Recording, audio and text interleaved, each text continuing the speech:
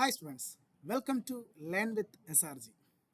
അപ്പോൾ നമ്മളിന്ന് നോക്കാൻ പോകുന്നത് നമ്മുടെ റെയിൽവേ എക്സാംസിന് നമ്മുടെ 2024 വർഷങ്ങളിൽ നടന്നിട്ടുള്ള പ്രധാനപ്പെട്ട അപ്പോയിൻമെൻറ്റ്സുകൾ, നമ്മുടെ കറണ്ട് അഫെയറുമായി ബന്ധപ്പെട്ട് ഒരുപാട് പേര് നമ്മുടെ അടുത്ത് റിക്വസ്റ്റ് ചെയ്യണം കറണ്ട് അഫെയറിൻ്റെ വീഡിയോസ് ചെയ്യണമെന്ന്. അപ്പോൾ അതുകൊണ്ട് തന്നെ നമ്മുടെ 2024 കുറച്ച് പ്രധാനപ്പെട്ട എക്സാം പോയിന്റ് ഓഫ് വ്യൂ പ്രധാനമായും ചോദിക്കുന്ന കുറച്ച് പ്രധാനപ്പെട്ട അപ്പോയിൻമെൻറ്റ്സുകളെ പറ്റിയാണ് ഈ ഒരു വീഡിയോയിൽ ചെയ്തിട്ടുള്ളത് കേട്ടോ. അതും വളരെ പ്രധാനപ്പെട്ടത് മാത്രമേ സെലക്ട് ചെയ്തിട്ടുള്ളൂ. ഓക്കെ, സോ നമുക്ക് നോക്കിയാലോ ഏതൊക്കെയാണ് 2024 പ്രധാനപ്പെട്ട അപ്പോയിൻമെൻറ്റ്സും അതുമായി ബന്ധപ്പെട്ട ചെറിയ ചെറിയ കുറച്ച് കാര്യങ്ങൾ നമുക്ക് നോക്കാം.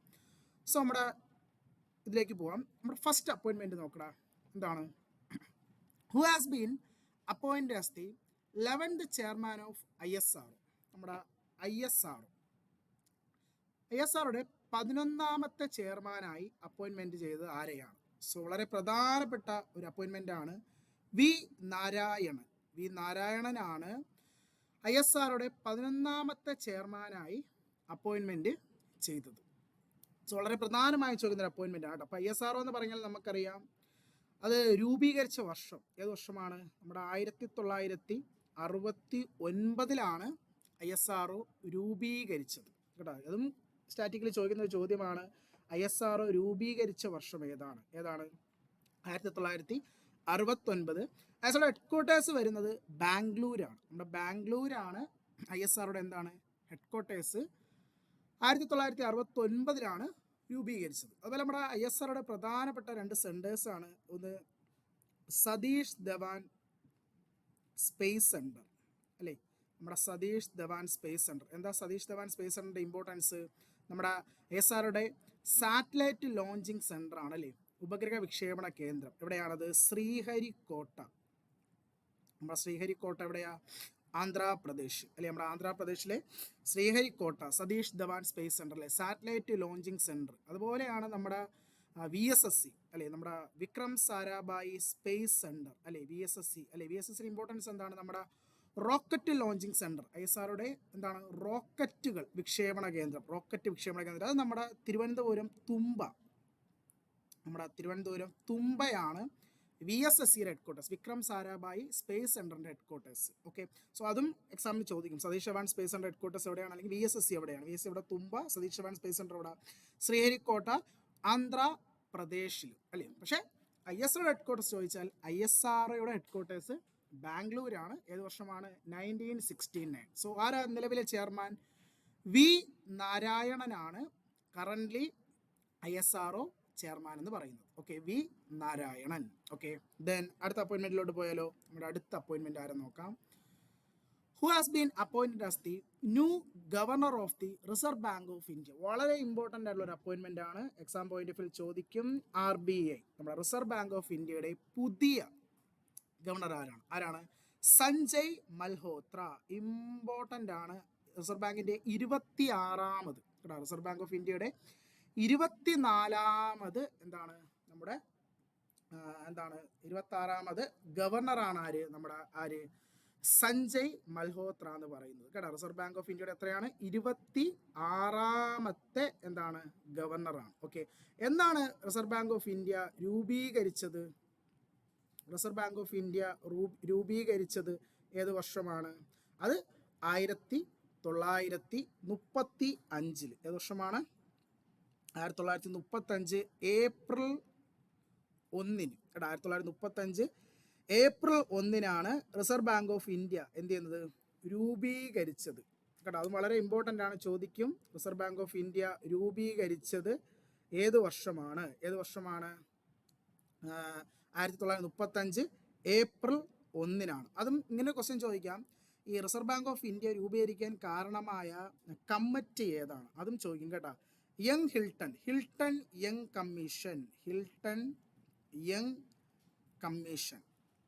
കമ്മീഷൻ പ്രകാരമാണ് 1935 എന്ത് രൂപീകരിച്ചത്? Reserve Bank of India. അപ്പോൾ ചോദിക്കാം കേട്ടോ, recommendation of which committee?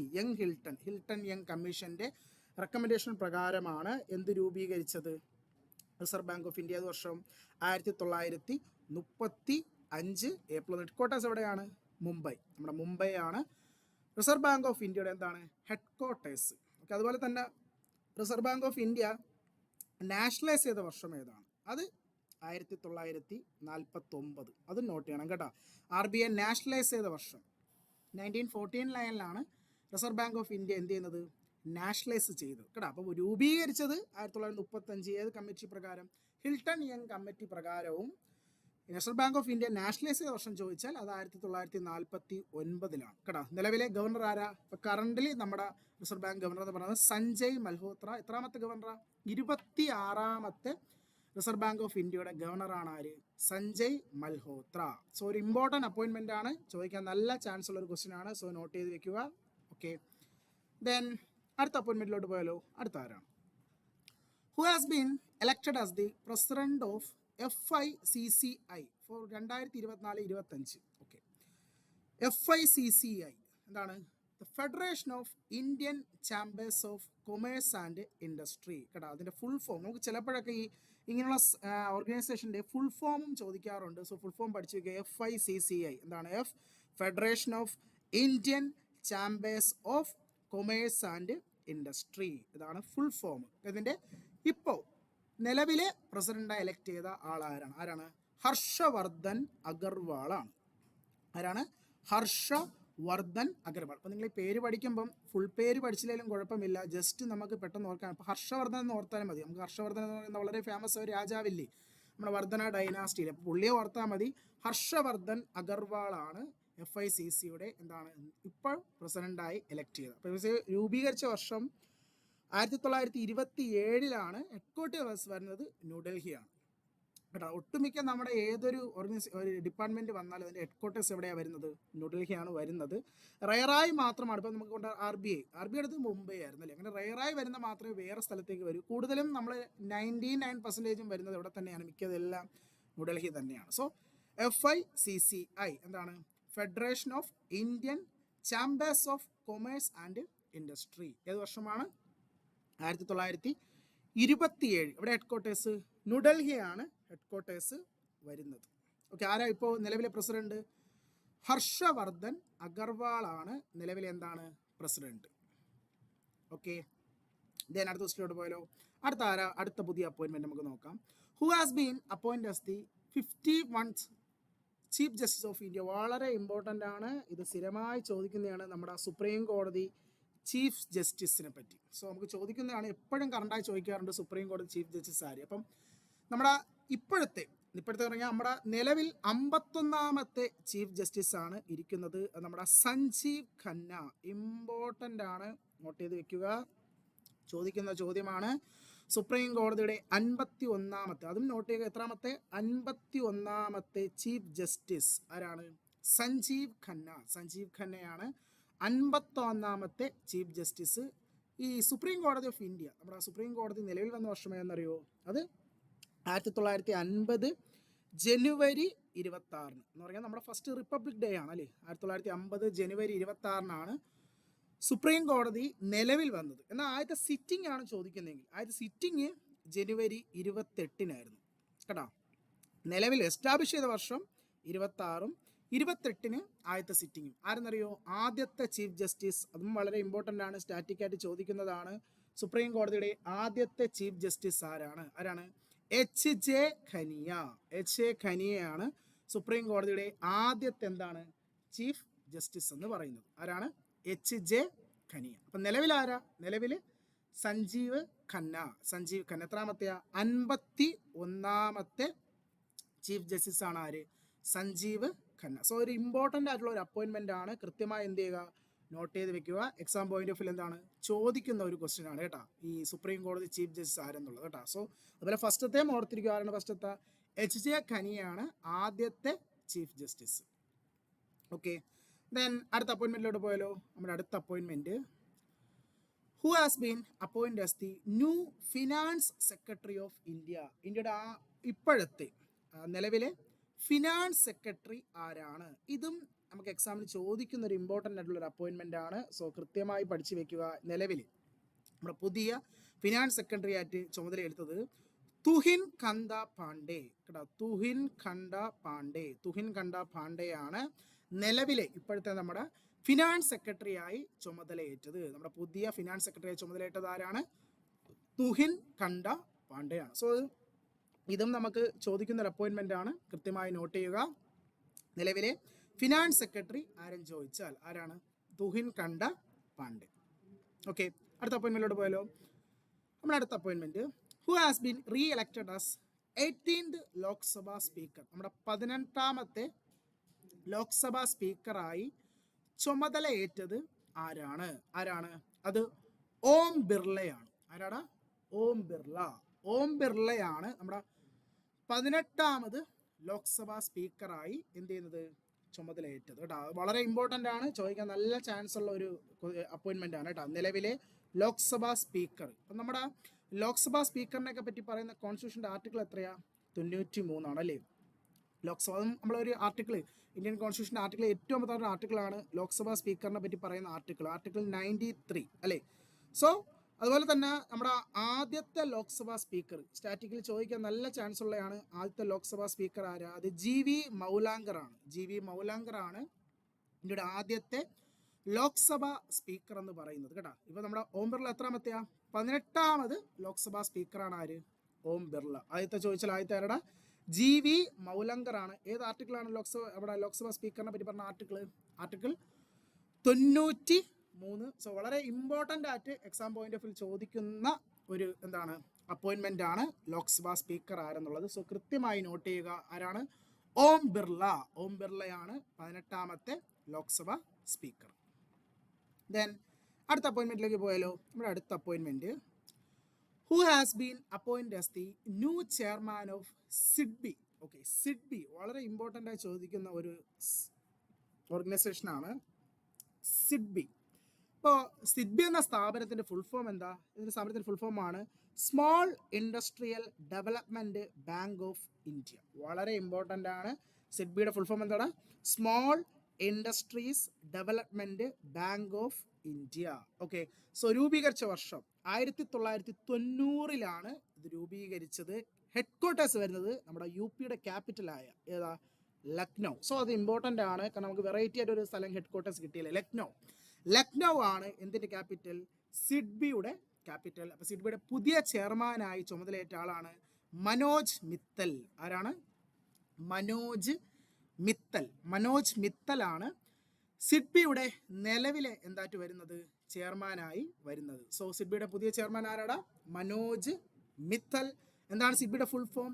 S4 Small, I4 Industries, D4 Development, BI Bank of India. ഏത് വർഷം? അതും വർഷം നോട്ട് ചെയ്യണേ, അതും ചോദിക്കട്ടെ. സിഡ്ബി എസ്റ്റാബ്ലിഷ് ചെയ്ത വർഷം 1990. എവിടെ ഹെഡ് ക്വാർട്ടേഴ്സ്? ലക്നൗ ആണ് ഹെഡ് ക്വാർട്ടേഴ്സ്. ആരാ പുതിയ ചെയർമാൻ? മനോജ് മിത്തലാണ് പുതിയ ചെയർമാൻ. ഓക്കെ, ദെൻ അടുത്ത അപ്പോയിൻമെൻറ്റിലേക്ക് പോയാലോ. നമ്മുടെ അടുത്ത അപ്പോയിൻമെൻറ്റ് നോക്കാം. Who has been appointed as the chairman of 16th finance commission. നമ്മുടെ ഫിനാൻസ് കമ്മീഷൻ്റെ 16ാമത്തെ ചെയർമാനായി അപ്പോയിൻമെൻറ്റ് ചെയ്തത് ആരെയാണ്? സോ ആരെയാടാ? നമ്മൾ ഈ ക്വസ്റ്റ്യൻ നേരത്തെ നമ്മൾ കണ്ടിട്ടുള്ള ഒരു PVQ കൂടിയാണ്. അരവിന്ദ് പനഗരിയ. ആരാണ്?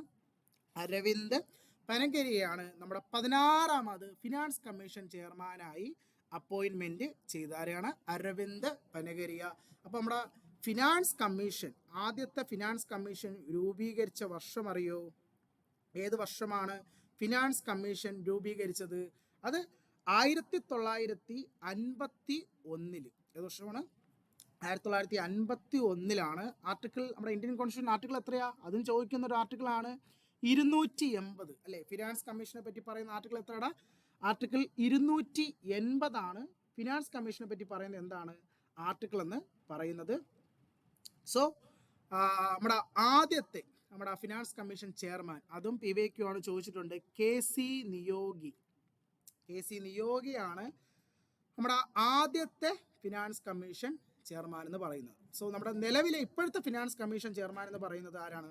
ഡോക്ടർ അരവിന്ദ് പനഗരിയാണ്. സോ ഇമ്പോർട്ടൻ്റ് ആണ്, ചോദിക്കാൻ നല്ല ചാൻസ് ഉള്ള ഒരു അപ്പോയിൻമെൻ്റ് ആണ് ഫിനാൻസ് കമ്മീഷൻ ചെയർമാൻ. 16ാമത്തെ ഫിനാൻസ് കമ്മീഷൻ ചെയർമാനായാണ് അരവിന്ദ് പനഗരിയ വരുന്നത്. ഏത് വർഷമാണ്? 1951 ആദ്യമായി ഫിനാൻസ് കമ്മീഷൻ എന്ത് ചെയ്ത് രൂപീകരിച്ചത്. ആദ്യത്തെ ചെയർമാനും ഇമ്പോർട്ടൻ്റ് ആണ്, PVQ ആണ്. ആരാണ്? KC നിയോഗി. ഏത് ആർട്ടിക്കിളാണ്? ആർട്ടിക്കിൾ 80 ഫിനാൻസ് കമ്മീഷനെ പറ്റി പറയുന്ന ആർട്ടിക്കിൾ എന്ന് പറയുന്നത്. സോ വളരെ ഇമ്പോർട്ടൻ്റ് ആയിട്ടുള്ള ഒരു അപ്പോയിൻമെൻ്റ് ആണ്, കൃത്യമായി നോട്ട് ചെയ്ത് വെക്കുക, എക്സാം പോയിന്റ് ഓഫ് വ്യൂ ചോദിക്കും. ഓക്കെ, ദെൻ അടുത്ത അപ്പോയിൻമെൻറ്റിലേക്ക് പോയല്ലോ. നമ്മുടെ അടുത്ത appointment, who has been appoint as the new controller auditor general of India. Okay, so ഭയങ്കര ഇമ്പോർട്ടൻ്റ് ആയിട്ടുള്ള ഒരു അപ്പോയിൻമെൻ്റ് ആണ് CAG അല്ലേ, controller auditor general of India, CAG. Article 148 അല്ലെ, ഇന്ത്യൻ കോൺസ്റ്റിറ്റ്യൂഷൻ ആർട്ടിക്കിൾ എത്രയാണ് പറയുന്നത്? CAGയുടെ 148, ആർട്ടിക്കിൾ 148 ആണ് CAGയുടെ ആർട്ടിക്കിൾ. സോ ഇപ്പോഴത്തെ പുതിയ അപ്പോയിൻമെൻ്റ് ആയിട്ട് വരുന്നത് ആരാണ്? പുതിയ CAG K. സഞ്ജയ് മൂർത്തി. ആരാണ്? K. സഞ്ജയ് മൂർത്തിയാണ് നമ്മുടെ പുതിയ എന്താണ് CAG ആയിട്ട് ചുമതലയെടുത്തത്. നമ്മുടെ CAGയുടെ ടേം എന്ന് പറഞ്ഞാൽ 6 വർഷമാണ്. എത്ര വർഷമാണ്? 6 വർഷമാണ് CAGയുടെ ടേം, അപ് ടു 65. എത്ര വയസ്സ് വരാം? 65 വയസ്സ് വരെയാണ് വരുന്നത്. 6 വർഷമാണ് ഒരു CAGയുടെ ടേം എന്ന് പറയുന്നത് കേട്ടോ. നമ്മുടെ ഫസ്റ്റ് CAG ആയി ചുമതലയേറ്റത്, അത് കറണ്ട് അഫെയറിൽ കൂടെ നമ്മൾ പഠിക്കേണ്ടതാണ്, സ്റ്റാറ്റിക്കാണ്. ഇന്ത്യയുടെ ആദ്യത്തെ CAG V. നരഹരി റാവു കേട്ടോ. അത് കറണ്ട് നമുക്ക് കോൺസ്റ്റിറ്റ്യൂഷനുമായി ബന്ധപ്പെട്ട് ചോദിക്കും. ആദ്യത്തെ ഇന്ത്യയുടെ CAG ആരാണ്? V. നരഹരി റാവു ആണ് ഇന്ത്യയുടെ ആദ്യത്തെ CAG. നിലവിലെ CAG ആണ് ആര്? K. സഞ്ജയ് മൂർത്തി എന്ന് പറയുന്നത്. സോ ആർട്ടിക്കിൾ എത്രയാണ്? ആർട്ടിക്കിൾ 148 ആണ് CAGയുടെ ആർട്ടിക്കിൾ പറയുന്നത്. ഓക്കെ, സോ സഞ്ജയ് മൂർത്തി. ദെൻ അടുത്ത പുതിയ അപ്പോയിൻമെന്റിലേക്ക് നമുക്ക് പോകാം. അടുത്ത അപ്പോയിൻമെന്റ് ആണ്, who has been appointed as the new chairperson of the national commission for woman. നമ്മുടെ വനിതാ കമ്മീഷൻ, ദേശീയ വനിതാ കമ്മീഷന്റെ പുതിയ ചെയർപേഴ്സണായി അപ്പോയിന്റ് ചെയ്തത് ആരെയാണ്? വിജയ കിഷോർ റഹത്കർ. ആരാണ്? വിജയ കിഷോർ റഹത്കർ ആണ് പുതിയ ചെയർപേഴ്സണായി, വുമൺ കമ്മീഷന്റെ പുതിയ ചെയർപേഴ്സണായി അധികാരത്തിൽ വന്നത്. അപ്പോയിന്റ് ചെയ്ത ആരാണ്?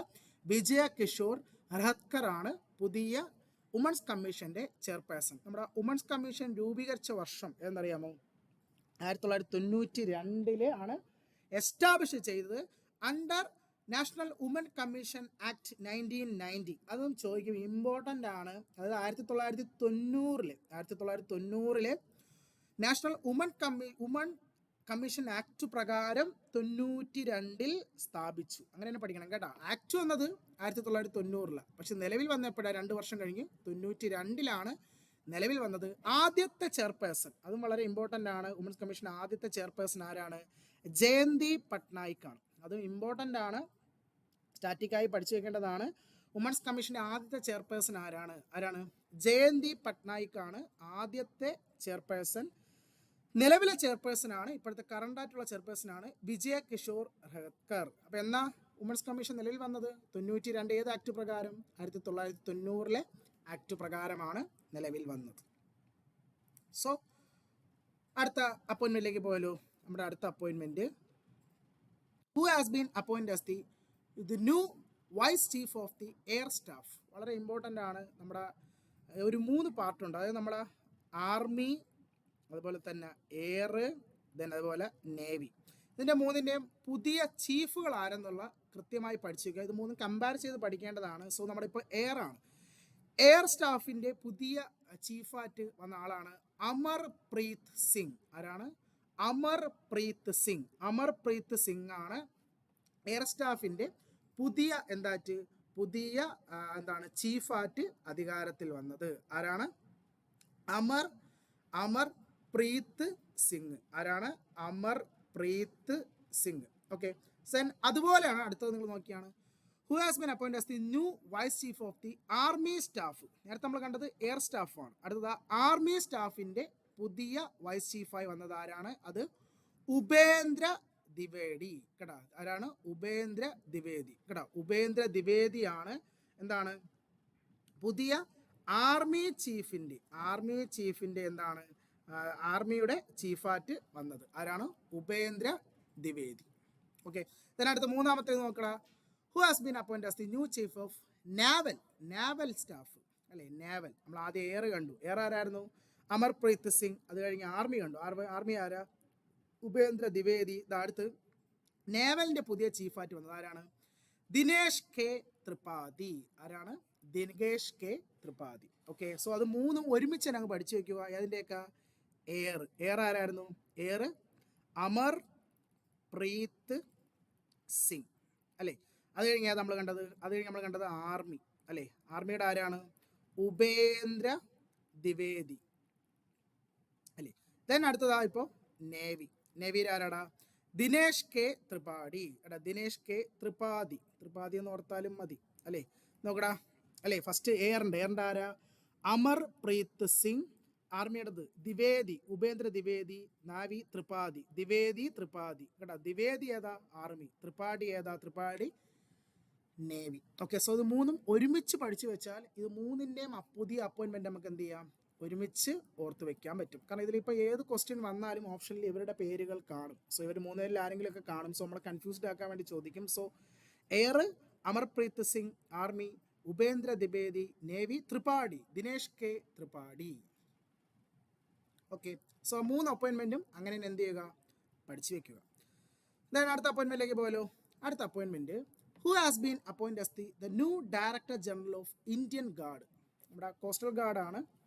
നമ്മുടെ ഇന്ത്യൻ കോസ്റ്റൽ ഗാർഡിൻ്റെ പുതിയ ഡയറക്ടർ ജനറലായി എന്താണ് നമ്മുടെ അധികാരത്തിൽ വന്ന ആള് ആരാണ്? ഇന്ത്യൻ കോസ്റ്റൽ ഗാർഡിൻ്റെ പുതിയ ഡയറക്ടർ ജനറൽ ആരാണ്? ആരുടെ പുതിയ ഡയറക്ടർ ജനറൽ ആരാണ്? എസ് പരമേശ് ശിവമണി കേട്ടോ. ആരാടാ പുതിയ? എസ് പരമേശ് ശിവമണിയാണ് പുതിയ എന്താണ് കോസ്റ്റ് ഗാർഡ്, ഇന്ത്യൻ കോസ്റ്റ് ഗാർഡിൻ്റെ പുതിയ എന്താണ് ജനറലായിട്ട് അധികാരത്തിൽ വന്നത്. ആരാണ്? എസ് പരമേശ് ശിവമണി കേട്ടോ. ശിവമണി ശരിക്കും ഈ എസ് ആണ് ശിവമണി, അതിനെങ്ങനെ വെച്ചാൽ മതി. പരമേശ് ശിവമണി കേട്ടോ, അല്ലെങ്കിൽ എസ് പരമേശ് കേട്ടോ. ശിവമണി പരമേശ് അല്ലെങ്കിൽ പരമേശ് ശിവമണി കേട്ടോ. എസ് ആണ് ശിവമണി എന്നുള്ളത് കേട്ടോ. പരമേശ് ശിവമണി കേട്ടോ. പരമേശ് ശിവമണി അല്ലെങ്കിൽ എസ് പരമേശ് പുതിയ ഇന്ത്യൻ കോസ്റ്റൽ ഗാർഡിൻ്റെ പുതിയ ഡയറക്ടർ ജനറലായി എന്ത് ചെയ്തത്? അധികാരത്തിൽ വന്ന ആള് ആരാണ്? നമ്മുടെ ആരാണ്? എസ് പരമേശ് അല്ലെങ്കിൽ പരമേശ് ശിവമണി കേട്ടോ. സോ വളരെ ഇമ്പോർട്ടൻ്റ് ആണ്. ഓക്കെ, ദെൻ അടുത്തതിലോട്ട് പോയാലോ. അടുത്ത appointment, who has been appoint as the railway board and chairman and CEO. അത് നമ്മുടെ റെയിൽവേ ബോർഡിൻ്റെ പുതിയ ചെയർമാനും സിഇഒയും ആരെന്നാണ് നമ്മുടെ ചോദ്യം. സോ നമ്മുടെ പുതിയ റെയിൽവേ ബോർഡിൻ്റെ ചെയർമാൻ എന്ന് പറയുന്നത് സതീഷ് കുമാറാണ് കേട്ടോ. റെയിൽവേ ബോർഡിൻ്റെ പുതിയ ചെയർമാൻ ആരാടാ? സതീഷ് കുമാർ. ആരാണ്? സതീഷ് കുമാറാണ് ഇന്ത്യൻ റെയിൽവേ ബോർഡ് സ്ഥാപിച്ചത് 1905. ഇത് റെയിൽവേ എക്സാമിന് ചോദിക്കുന്നൊരു ക്വസ്റ്റ്യൻ ആണ്. ഇന്ത്യൻ റെയിൽവേ ബോർഡ് സ്ഥാപിച്ച വർഷം ഏത് വർഷം? 1905. The recommendation of Thomas Robertson committee കേട്ടോ. ഏത് കമ്മിറ്റിയുടെ റെക്കമെൻഡേഷൻ പ്രകാരമാണ്? സർ തോമസ് റോബർട്ട്സൺ കമ്മിറ്റിയുടെ റെക്കമെൻഡേഷൻ പ്രകാരമാണ് 1905 ഇന്ത്യൻ റെയിൽവേ ബോർഡ് സ്ഥാപിച്ചത് കേട്ടോ. സോ ഹെഡ് ക്വാർട്ടേഴ്സ് പറഞ്ഞാൽ Indian railway board head quarters എവിടെയാണ്? ന്യൂഡൽഹിയാണ് ഇന്ത്യൻ റെയിൽവേ ബോർഡിൻ്റെ head quarters. 1905 Indian railway board രൂപീകരിച്ചത്. ഇനി ഇന്ത്യൻ റെയിൽവേ എന്നാ നാഷണലൈസ് ചെയ്ത? അതൊരു ചോദ്യം ചോദിക്കും. ഇന്ത്യൻ റെയിൽവേ നാഷണലൈസ് ചെയ്ത വർഷം അത് 1951. 1951 ഇന്ത്യൻ റെയിൽവേ നാഷണലൈസ് ചെയ്ത്. ബോർഡ് വന്നത് 1905. ഇന്ത്യൻ റെയിൽവേ നാഷണലൈസ് ചെയ്ത വർഷം ചോദിച്ചാൽ അത് 1951. ഏതാണ്? സർ തോമസ് റോബർട്ട്സൺ കമ്മിറ്റി പ്രകാരമാണ് ബോർഡ് സ്ഥാപിച്ചത്. ആരാ നിലവിലെ ചെയർമാൻ ആരാടാ? നിലവിലെ ചെയർമാൻ സതീഷ് കുമാർ. റെയിൽവേ ബോർഡിൻ്റെ പുതിയ ചെയർമാൻ സിഇഒ ആരാടാ? സതീഷ് കുമാർ. ഓക്കെ, ദെൻ അടുത്ത അപ്പോയിൻമെൻറ്റിലേക്ക് പോയാലോ. അടുത്ത appointment, who has been appointed as the new director general of ESIC. ESIC എന്താണെന്നറിയോ? എൻ്റെ full form ESIC, Employees State Insurance Corporation. ഇതൊരു ഇമ്പോർട്ടൻ്റ് ആയിട്ടുള്ള ഒരു അബ്രിവേഷൻ ആണ്, പഠിച്ചു വയ്ക്കുക. ESICയുടെ ഫുൾ ഫോം എന്താണ്? എംപ്ലോയീസ് സ്റ്റേറ്റ് ഇൻഷുറൻസ് കോർപ്പറേഷൻ കേട്ടോ. എംപ്ലോയീസ് സ്റ്റേറ്റ് ഇൻഷുറൻസ് കോർപ്പറേഷൻ കേട്ടോ. അതിൻ്റെ പുതിയ ഡയറക്ടർ ജനറലായി അപ്പോയിൻമെൻറ്റ് ചെയ്ത ആളാണ് അശോക് കുമാർ സിംഗ്. ആരാണ്? അശോക് കുമാർ സിംഗിനെയാണ് ESICയുടെ പുതിയ ഡയറക്ടർ ജനറലായി അപ്പോയിൻമെൻറ്റ് ചെയ്തത്. ESIC ഫുൾ ഫോം എന്താ? എംപ്ലോയീസ് സ്റ്റേറ്റ് ഇൻഷുറൻസ് കോർപ്പറേഷൻ കേട്ടോ. ആരുടെ പുതിയ ജനറൽ? അശോക് കുമാർ സിംഗ് ആണ് ESICയുടെ പുതിയ എന്താണ് ഡയറക്ടർ ജനറലായി അപ്പോയിൻമെൻറ്റ് ചെയ്തത്. ഓക്കെ, ദെൻ അടുത്ത അപ്പോയിൻമെൻറ്റിലേക്ക് പോയല്ലോ. നമ്മുടെ അടുത്ത appointment, who has become the new director general of C B I അല്ലേ, സെൻട്രൽ ബ്യൂറോ ഓഫ് ഇൻവെസ്റ്റിഗേഷൻ അല്ലേ, ഇതിൻ്റെ പുതിയ ഡയറക്ടർ ജനറൽ ആരാണ്? പ്രവീൺ സൂദ്. ഇമ്പോർട്ടൻ്റ് ആണ്. സി ബി ഐ ഇതിനു മുമ്പും കറണ്ട് അഫെയറിൽ ചോദിച്ചിട്ടുള്ള ഒരു ഡിപ്പാർട്ട്മെൻ്റ് ആണ് C B I. So C B ഐയുടെ പുതിയ ഡയറക്ടർ ജനറൽ ആരാണ്? പ്രവീൺ സൂദ് ആണ്. സി ബി ഐ എന്നാ രൂപീകരിച്ചതെന്നറിയോ? 1963 സെൻട്രൽ ബ്യൂറോ ഓഫ് ഇൻവെസ്റ്റിഗേഷൻ എന്താ ചെയ്യുന്നത്, രൂപീകരിച്ചത്. ഹെഡ് ക്വാർട്ടേഴ്സ് പറഞ്ഞത് ന്യൂഡൽഹിയാണ്. നമ്മുടെ ന്യൂഡൽഹി കണ്ട, വീണ്ടും ഡൽഹി തന്നെയാണ്, ന്യൂഡൽഹിയാണ് headquarters. 1963 Central Bureau of Investigation found ചെയ്തത്. 63 ഇപ്പോഴത്തെ ഡയറക്ടർ ജനറൽ എന്ന് പറയുന്നത് പ്രവീൺ സൂദാണ്. ആരാണ്? പ്രവീൺ സൂദാണ് സി ബി ഐയുടെ കറണ്ട് എന്താണ് ഡയറക്ടർ ജനറൽ എന്ന് പറയുന്നത്. ആരാണ്? പ്രവീൺ സൂദ്. ഓക്കെ, ദെൻ അടുത്ത അപ്പോയിൻമെന്റിലേക്ക് പോയാലോ. നമ്മുടെ അടുത്ത അപ്പോയിൻമെന്റ്, who has become the chairman of Airport Authority of India, AAI അല്ലേ, നമ്മുടെ AAI എന്താണ്? Airport Authority of India. അതിൻ്റെ പുതിയ ചെയർമാനായി അപ്പോയിൻമെന്റ് ചെയ്തത് ആരെയാണ്? സോ പുതിയ ചെയർമാൻ ബിപിൻ കുമാറാണ്. ബിപിൻ കുമാറാണ് എയർപോർട്ട് അതോറിറ്റി ഓഫ് ഇന്ത്യയുടെ പുതിയ ചെയർമാനായി അപ്പോയിൻമെന്റ് ചെയ്തത്. So airport Authority of India വളരെ ഇമ്പോർട്ടൻ്റ് ആണ്. ഹെഡ് ക്വാർട്ടേഴ്സ് പറഞ്ഞാൽ ന്യൂഡൽഹിയാണ് കേട്ടോ. ഇവിടെ ഹെഡ് ക്വാർട്ടേഴ്സ് എവിടെയാണ്? ന്യൂഡൽഹിയാണ്. 1995 April 1 airport Authority of India establish ചെയ്തത്. അതും ഇമ്പോർട്ടൻ്റ് ആണ്. Airport Authority of India establish വർഷം ഏതാണ്?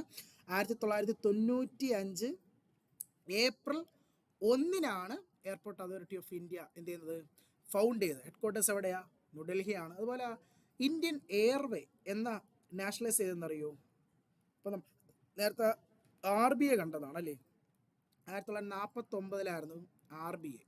അത് കഴിഞ്ഞ് 1951 ഇന്ത്യൻ റെയിൽവേ നമ്മൾ നാഷണലൈസ് ചെയ്ത് കണ്ട. സോ അതുപോലെ എയർവേ എന്തെന്നറിയോ? 53. സോ ഈ 3 വർഷം നോക്കിയാണ് 49 കഴിഞ്ഞ് 2 വർഷം കഴിഞ്ഞ് 2 വർഷം കഴിഞ്ഞ് 49 കഴിഞ്ഞ് 51, 50 കഴിഞ്ഞ് 2 വർഷം കഴിഞ്ഞ് 53. സോ 3 വർഷങ്ങളിൽ 3 കാര്യം നാഷണലൈസ് ആയിട്ട് പഠിക്കാം. RBI, railway, airway. So airway nationalise ചെയ്ത വർഷം 1953. 1995 എയർപോർട്ട് അതോറിറ്റി ഓഫ് ഇന്ത്യ എന്ത് ചെയ്യുന്നത്, രൂപീകരിച്ചത് കേട്ടോ. അപ്പോൾ അതിൻ്റെ കറൻ്റ്ലി ചെയർമാൻ ആരാണ്? ബിപിൻ കുമാറാണ് കറണ്ട് ചെയർമാൻ എന്ന് പറയുന്നത്. ഇതിൻ്റെ എയർപോർട്ട് അതോറിറ്റി ഓഫ് ഇന്ത്യയുടെ എന്താണ് ചെയർമാൻ. ഓക്കെ, അടുത്തത് who has been appointed as the new chairman of UPSC.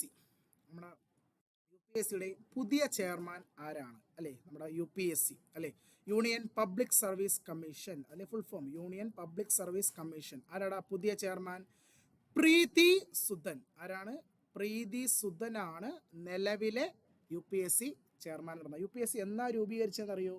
1926 UPSC രൂപീകരിച്ചത്. ഹെഡ് ക്വാർട്ടേഴ്സ് പറഞ്ഞത് ന്യൂഡൽഹിയാണ്. അവിടെ head quarters ന്യൂഡൽഹിയാണ്.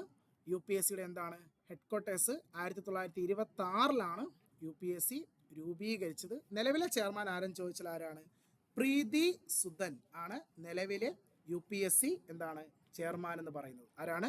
Preeti Sudan. Okay, so ഒരു ഇമ്പോർട്ടൻ്റ് ഉള്ള ഒരു അപ്പോയിൻമെൻ്റ് ആണ്, നോട്ട് ചെയ്ത് വെക്കുക. എക്സാം പോയിന്റ് ഓഫ് വ്യൂ എന്താണ് ചോദിക്കുന്ന ഒരു അപ്പോയിൻമെൻ്റ് ആണ്. ഓക്കെ, ദെൻ അടുത്ത് who is the current director general of the national security guard, NSG അല്ലേ, നമ്മുടെ NSG ഏതാണ്? National security guard. ഇതിൻ്റെ ഇപ്പോഴത്തെ ഡയറക്ടർ ജനറൽ ആരാണ്? B. ശ്രീനിവാസൻ. ഒരു ഇമ്പോർട്ടൻ്റ് അപ്പോയിൻമെൻ്റ് ആണ്. NSG ഒരുപാട് വട്ടം ഇതിനു മുമ്പുള്ള പല എക്സാമിനും NSGയുടെ കറൻ്റ്ലി ആയിട്ടുള്ള ഡയറക്ടർ ജനറലിനെ പറ്റി ചോദിച്ചിട്ടുണ്ട്. സോ ഇതും നമുക്ക് ചോദിക്കാൻ ചാൻസ് ഉള്ള ഒരു അപ്പോയിൻമെൻ്റ് ആണ്. NSGയുടെ കറണ്ട് ജനറൽ ആരാണ്? B.